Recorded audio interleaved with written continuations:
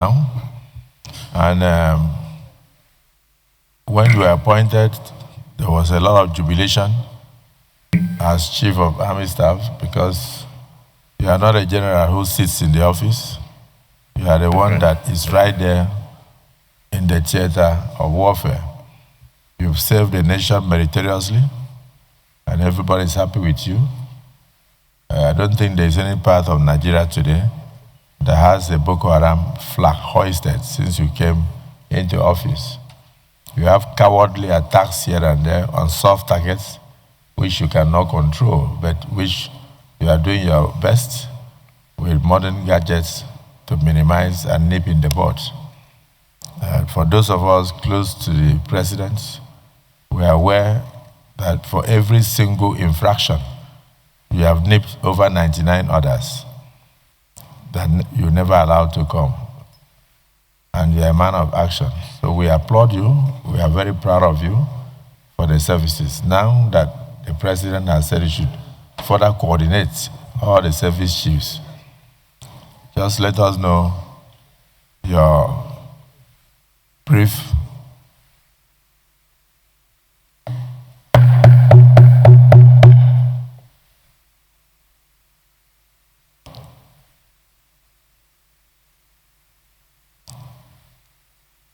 slide experience or experiences and the perspective on the way forward. The floor is yours.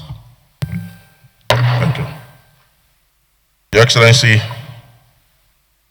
the President of the Senate and Chairman of the National Assembly, distinguished Senator Godswill Obotukpabio, Grand Commander of the Order of Niger, Your Excellency, the Deputy President of the Senate, Senator Barao Ibrahim, Commander of the Order of the Federal Republic, the Principal Staff Officers of the Senate, very distinguished and well-respected senators, the Special Advisor to the President on Senate Matters, distinguished Senator Bashir Lado, Commander of the Order of Niger, my own Minister, the Honorable Minister of Defense, His Excellency Mohammed Badawi Abubakar, Your Excellency, by way of introduction, I'm Lieutenant General Olufemi Olatubosun Oluyede. I was born in the year 1968 in the Ikere local government area of Ekiti State. I was commissioned into the Nigerian Army in the year 1992 as an infantry officer on the rank of second lieutenant.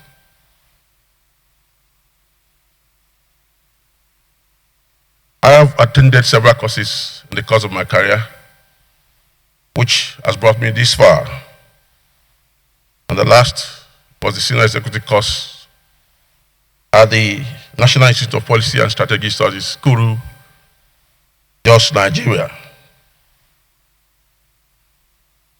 In the course of my career spanning over 30 years, I've had several appointments cutting across command, staff, instructional, and operational deployments.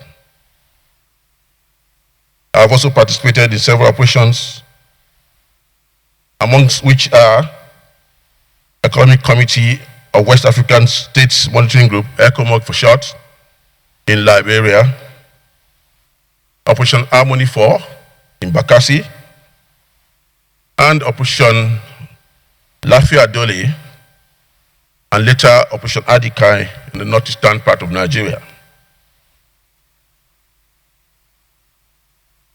I contributed significantly to the operations in the northeast, where I commanded 27th Task Force Brigade Buniyadi. And based on that, I was elevated to be the sector commander at Headquarters Sector 2, Operation Adinkai, where I commanded several successful operations that neutralized key Boko Haram members and several foot soldiers. I was also the General Officer commanding 6th Division of the Nigerian Army, where I commanded units and formations in 4 different states of Akwa Ibom, Bayelsa, Rivers, and Delta State.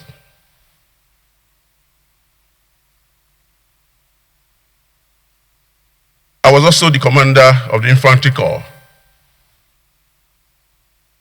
which meant that I commanded 60% of the army before I was appointed as the acting chief of army staff on 30th October 2024, owing to the demise of the past chief of army staff, late Lieutenant General Lagbaja, by His Excellency, the President of Nigeria, Bola Ahmed Tinubu. I was thereafter confirmed by this National Assembly as the 24th Chief of Army Staff on 3rd December 2024.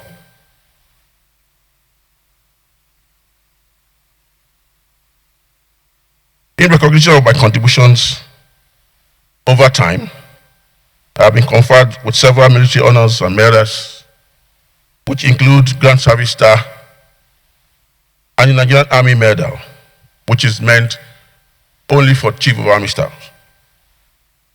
I also earned Training Support Medal, Field Command Medal, and Field Command Medal of Honor. I also earned the General Officer's Medal and ECOMOG Medal. I'm also a proud recipient of the Chief of Army Staff Award twice. I believe all these earned me the privilege of commanding the Nigerian Army as the 24th Chief of Army Staff. In all, I can tell this hallowed chamber that I have dutifully served Nigeria, and my devotion to duty in the various theaters of operations within and outside Nigeria, I believe, foreshadowed my current nomination as the Chief of the Defense Staff. So I'm here this morning to present myself for screening and probably to share my experience as Chief of Army Staff. Well, I can tell this hallowed chamber that my experience as Chief of Army Staff was actually very challenging but rewarding. Challenging in the sense that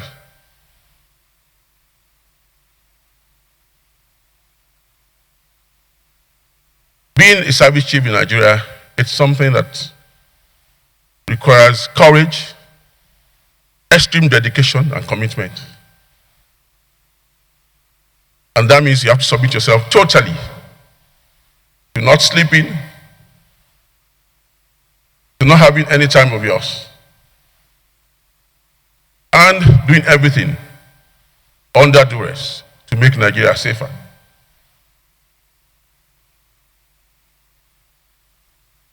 Now, what are the challenges here? We all know that the resources are not enough, the enablers are not enough. So it makes it very difficult to get everything required to prosecute the war against terrorism, banditry, and other sundry crimes in Nigeria. Well, I believe with this hallowed chamber having to support me, things can be better. And it's important for us to know that for Nigeria to move forward, it's imperative that we develop our own local military industrial complex, because we can't keep on buying equipment from outside, because these things are extremely expensive. So it's incumbent on the country to develop its own capacity to produce the required equipment to prosecute wars and checkmate challenges facing all of us. And apart from this, we all know that we are dealing with every kind of warfare these days, which includes cyber crimes, cyber warfare, cyber attacks, and all in that light. And it's important for us as a country to checkmate the kind of misinformation that is out there.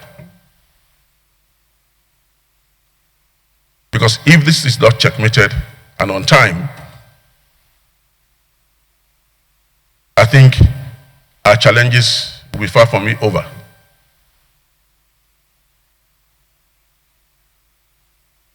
Then, as Chief of Army Staff, I made it a point of duty to improve the welfare and well-being of my soldiers and their families. But again, despite that aspiration,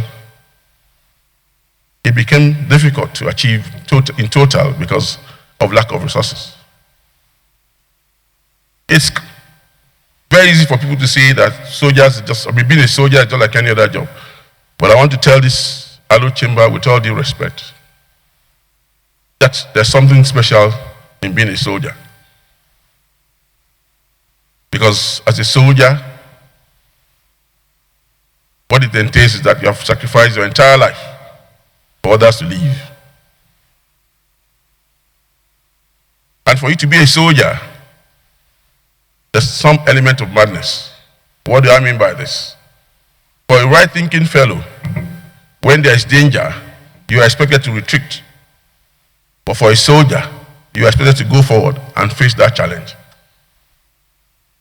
So a soldier is just not an ordinary person.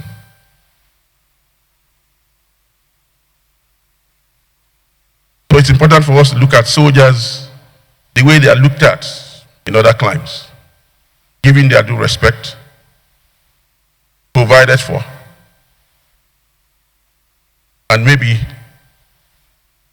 things will be better for us. Then added to this is the need for us to improve maybe probably restructure the police force, because most of the job that is being done by the army as we speak actually lies within the purview of the police. So it's important for the nation to empower the police, make it stronger, make it more formidable, so that they can do their job while we concentrate on defending Nigeria against external aggression.